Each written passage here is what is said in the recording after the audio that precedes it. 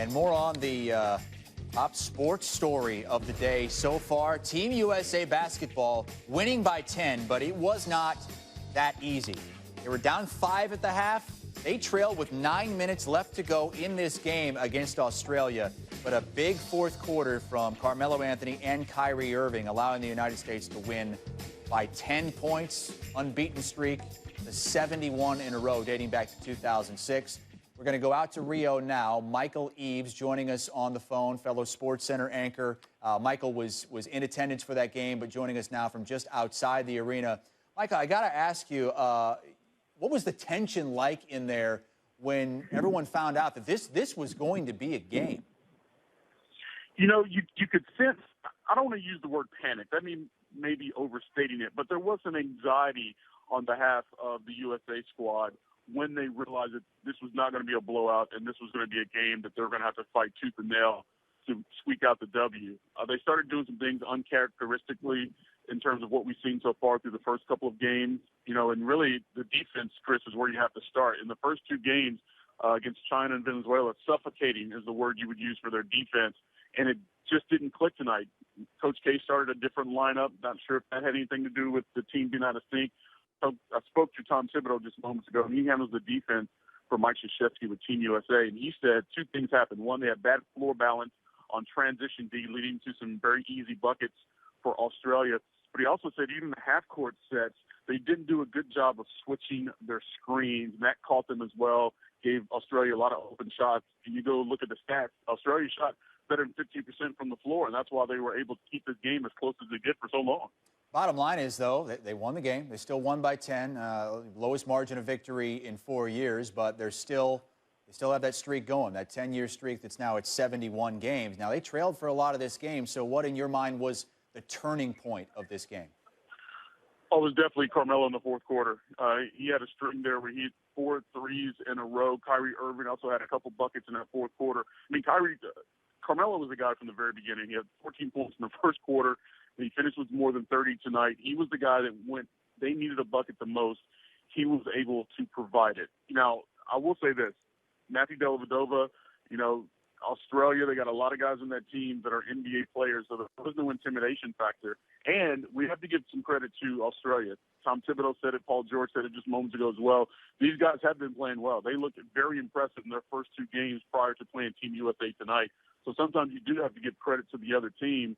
But they were trying to spin it, the Team USA was, Chris, just moments ago, saying that, you know, we needed a challenge like this to remind ourselves that we have to play top-notch if we want to beat the team that we want to face on their way to the gold medal. So, yeah, as you said, they did get the win. It wasn't the way they wanted it to be. It wasn't the way a lot of people expected it, but they got the win and they move on. Yeah, maybe best-case scenario for Coach K, because now he has something to point to and say, see, this is what happens when we don't play together. Michael Eaves there in Rio de Janeiro, just outside the stadium where the United States squeaked one out against Australia, a team that had 4 NBA champions on its roster. Aaron Baines, Andrew Bogut, Matthew Dellavedova, and Patty Mills. Kyrie Irving was huge, but the biggest player for the United States, a player who has yet to win a championship ring, Carmelo Anthony, who became Team USA's all-time leading Olympic scorer. Driving into work today, it was fitting that when I arrived here in Bristol on campus that the skies were overcast and rain was coming down, because it truly is a dark day at ESPN, because one of the men who helped shape this network and the lives and careers of those who work here is gone. John Saunders died this morning at the age of 61. He worked here for 30 years, all of them with Bob Lee and Chris Berman.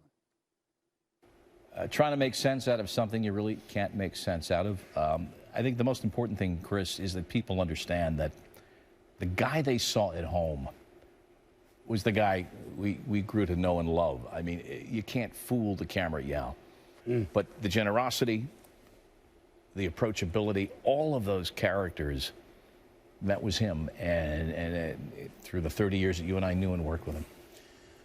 You know, 30 years is a long yet a short time with John, because I think you agree, Bob, that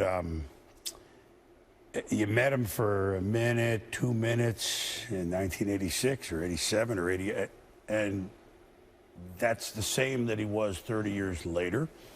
I think that what stands out to me about John, and I think you'll agree with this, and maybe it's partly because he's Canadian, and proudly so. Absolutely. There was a lot of old world to him, if I might say that. Courtly, but I mean that in a proper also sounds that's too heavy a word, but when it comes to interpersonal relationships or looking at somebody one-on-one, stranger or someone he's known like you and me for 30 years, old world is still the way to go. Yeah. And that's what I thought of with John. He was proper and old world, yet welcoming at the same time, because old world and proper can be, don't get too close. Not the case. You always knew, whether it was at a restaurant, a bar, shockingly, after a game, Canadian, right? hey, having a Canadian. moment. We'll talk about that. Or the newsroom. You always knew John was there. That laughter. I never had a bad day. Right. Always, you felt better being around him. I mean, he came in 1986 and working with me on college basketball, and he and I kind of divvied up the working with Dick Vitale, which is an experience, and of course. I just think of what it meant for John to, in that short time working with Jim Valvano, develop that friendship in Jimmy's last years that became such a motivating factor in John's life, because the V Foundation was such a motivating portion of his life all these years later. I mean, he's identified with that. He's such a visible portion of it. And that's, he's mentored so many people here. I'm sure we've heard other people talk about that. And that's just the giving nature. He was truly a giver. Well, in the same way, and John had his physical problems. You never heard him complain about it. One was not cancer, but yet that he took because of his friend, because of his loyalty to better say it, loyalty to a friend who passed, loyalty to people he didn't have to know for 10, 20 years. He was a bonder, and I think. Everyone, and I think it's important as those folks watch at home. This is the only reason I'm pointing here now, is that if you didn't feel comfortable with John in a minute, you're just not comfortable. Does that make sense? Yeah, you're right. It's just easy. You talked about him being Canadian, and when I sat down to write the tribute for him that we've been running through the day, thank you. And it affirmed. I felt good that in hearing Jesse Palmer, Barry Melrose talk, the three things that matter, and I think we touched on it, but their family certainly, first and foremost. But hockey, he loved it. And I talked to people today who played against him in some pickup games, and man, he had elbows, and you knew when he took you into the boards. Thank God I didn't skate against him. I couldn't skate. But, and being Canadian, his pride, he was so proud to, for example, the first year of the Raptors came into existence in 1995, and he was calling those games on a freelance basis, and that meant a lot to him. His nation was stepping into the NBA, and there he was. And we, I'd call him a hoser, he'd call you a Yank, and back and forth on that stuff. You couldn't say A enough with him. He'd get the same chuckle. I mean, it's not like that's the greatest punchline ever, No. but he look, Bobby, I think that professionally, and this is the way he was personally, too. He was very comfortable being, let me say this right, the supporting actor. Yet here's a host of many shows. The Sports Reporters, of course, jumps right out, but many others. But he was fine not being the limelight. Matter of fact, more comfortable, but yet, someone's got to take control. No, he did it, but didn't. It's a subtle skill. It's great. And it's not an easy skill. And, the breadth of what he did in this industry, and he made it look so easy. Hosting live wraparound programs on college basketball, play-by-play, all the different sports. And we were just chatting earlier with Mike McQuaid, who goes back as far as you and I do with John.